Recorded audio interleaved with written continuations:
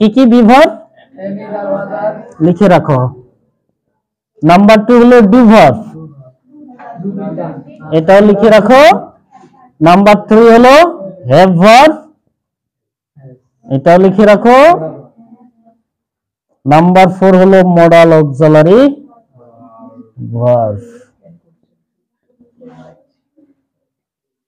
যদি না জানো এটা এরকম ডিভিশন, তাহলে আমাদের অনেক সময় মানে কি একটু সমস্যা দেয় যে রাইট ফর্মের যে ভাগগুলো আমরা উত্তর করতে যাব ওইখানে শুধু হ্যাভ লেখা থাকতে পারে, মানে যেখানে প্রশ্ন থাকবে ওখানে শুধু হ্যাভ লেখা থাকতে পারে।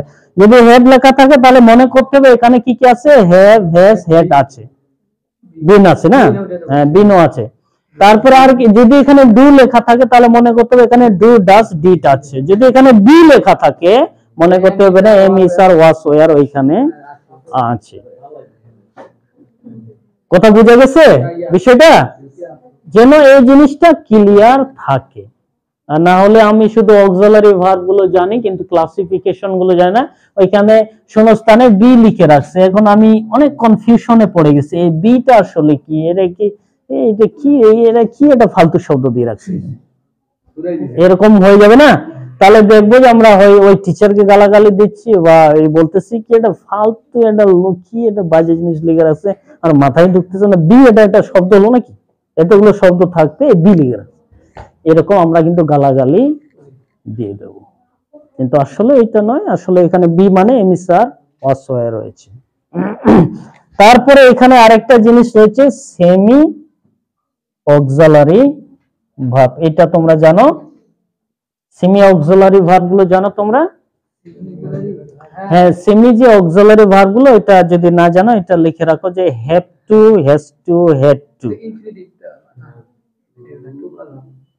এটা সেমি অক্সিলারি ভার্ব। কেন সেমি অক্সিলারি ভার্ব?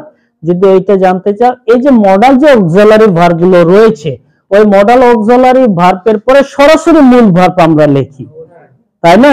এই জন্য সেমি অক্সিলারি ভার্বের পরেও আমরা মূল ভার্বই লিখবো, কোনোদিনও চেঞ্জ করব না, তাই না? যেমন এই যে হ্যাভ টু, এটাকে বলছে সেমি অক্সিলারি ভার্ব। আর এই যে ক্যান, এটা কিন্তু মডাল অক্সিলারি ভার্ব। তাহলে কি করব, আই এখানে ডু, এই যে তাহলে কি I have to do it, I can do it. তার মানে এই দুইটা একই কিন্তু অর্থ ভিন্ন এখানে। হ্যাঁ, ক্যান মানে পারে আর হ্যাভ টু মানে এটা কিছু আবশ্যকতা, এটা হলো আলাদা। ওই জন্য সেমি মডাল অক্সিলারি কি কি বললাম, have to, has to, had to, তাই নয়? তারপরে use to, need to, want to, ought to, এগুলো লিখে রাখো। Had to, H A D, had to, used, হ্যাঁ, use to, ought to, ought two,